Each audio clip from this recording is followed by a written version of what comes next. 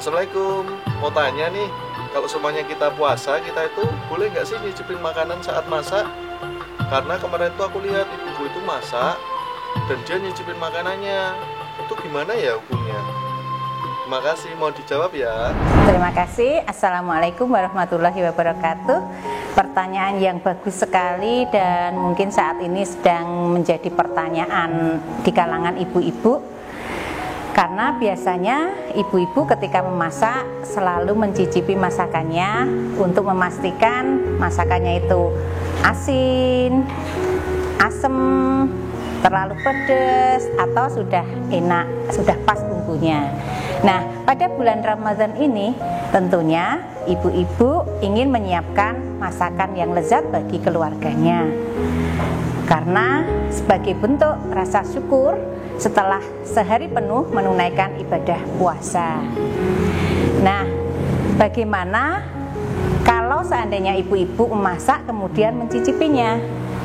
Kita berpegang pada hadis riwayat Ibnu Abi Syaibah yang dihasankan oleh Syekh Al-Albani dalam Irwa nomor 937 yang merupakan fatwa dari Ibnu Abbas radhiyallahu anhuma.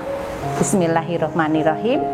La ba'sa ayyadzuqa khalla asyai'a malam yadkhul halqahu bahwa syaimun, yang artinya tidak mengapa seseorang yang berpuasa mencicipi cuka atau sesuatu asalkan tidak sampai ke kerongkongan.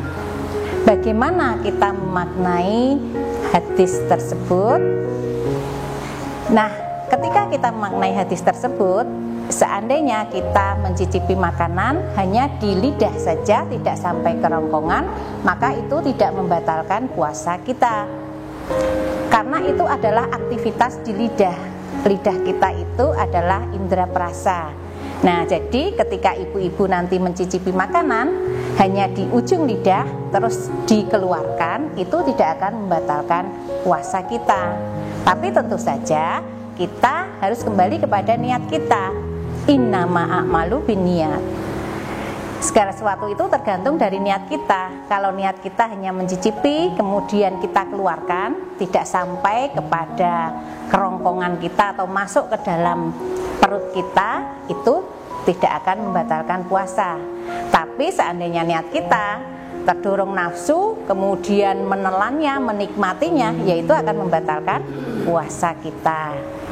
Nah, karena apa? Karena ujung lidah kita ini merupakan ruang antara di rongga mulut, jadi belum masuk dalam kerongkongan, maka itu tidak membatalkan. Nah, kalau makanan itu sudah masuk dalam kerongkongan, itu nanti sampai ke perut itu sudah tidak ada rasanya, karena rasa itu di lidah kita.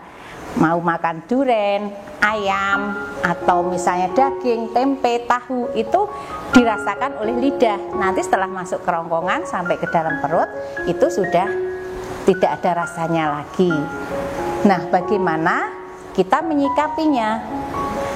Untuk menyikapi hadis ini, maka seandainya kita yakin kalau kita itu mencicipi tidak akan tertelan, maka kita bisa mencicipi makanan kita atau masakan kita. Jadi dicicipi kemudian dikeluarkan. Tapi seandainya kita khawatir kalau nanti kita mencicipi masakan kita kemudian masuk dalam kerongkongan kita khawatir itu, maka kita bisa menggunakan beberapa solusi. Misalnya yang pertama, meminta anggota keluarga kita yang tidak berpuasa untuk mencicipi.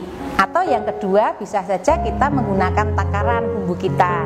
Misalnya garam itu tidak terlalu banyak, nanti kita pastikan setelah buka puasa. Dan apapun itu hasilnya, tentu keluarga kita yakin akan mengapresiasi apa yang sudah kita siapkan.